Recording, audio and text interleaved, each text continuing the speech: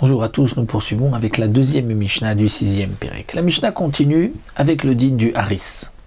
Haris, comme nous avons vu, c'est ce qui permet à la vigne de grimper, de se lever, c'est-à-dire une barrière que généralement on mettait aussi sur cette barrière une petite, donc des roseaux qui étaient tressés d'une certaine manière pour que ça serve de support pour la vigne et que la vigne puisse grimper sur ce Haris et puisse continuer de pousser par-dessus, c'est-à-dire sans tomber pour que le raisin soit surélevé, puisque la vigne a tendance à tomber. Donc de cette manière, en surélevant les branches, en les retenant, la vigne va rester au-dessus, va rester en l'air. Lorsque nous avons un haris ou yotse mina madrega, c'est-à-dire qu'il y a quelque chose ici de particulier, comme nous explique ici le Barthénora, c'est que le sol n'est pas au même niveau. Il y a comme une marche, une madrega. Il y a une marche et nous avons les pieds de vigne et le haris qui sont en hauteur. Et comme nous avons vu, pour pouvoir semer ou planter des légumes ou semer de la récolte à côté de ce haris, alors nous devons dans ce cas-là s'éloigner 4 amotes du haris pour pouvoir planter.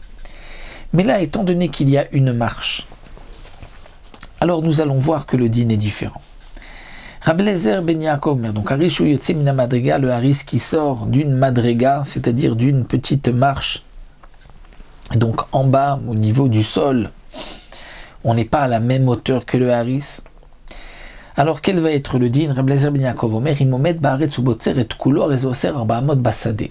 Rabbi Eliezer ben Yaakov dit, si on est en bas de la marche et qu'on arrive à atteindre le raisin et qu'on pourrait cueillir tout le raisin de ces vignes-là, alors à ce moment-là, on considère comme si le haris,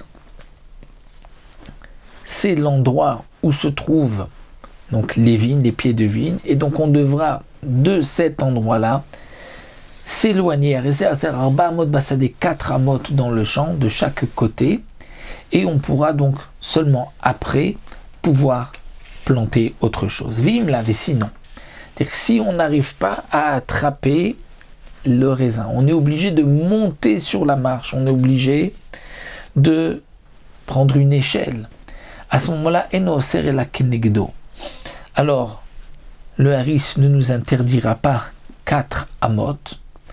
Il faudra juste ne pas semer juste en dessous du haris, mais dès qu'on a dépassé dépassé les branches, on peut semer même dans les 4 amotes des pieds de vigne, étant donné qu'ils ne sont pas au même niveau, ils ne sont pas à la même hauteur.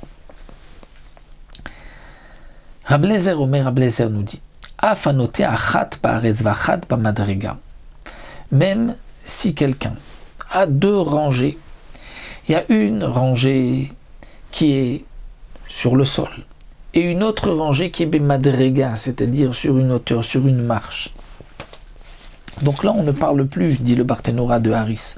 On parle des 2 rangées de vignes pour former un kérem, mais elles ne sont pas au même niveau. Il y a donc 2 rangées.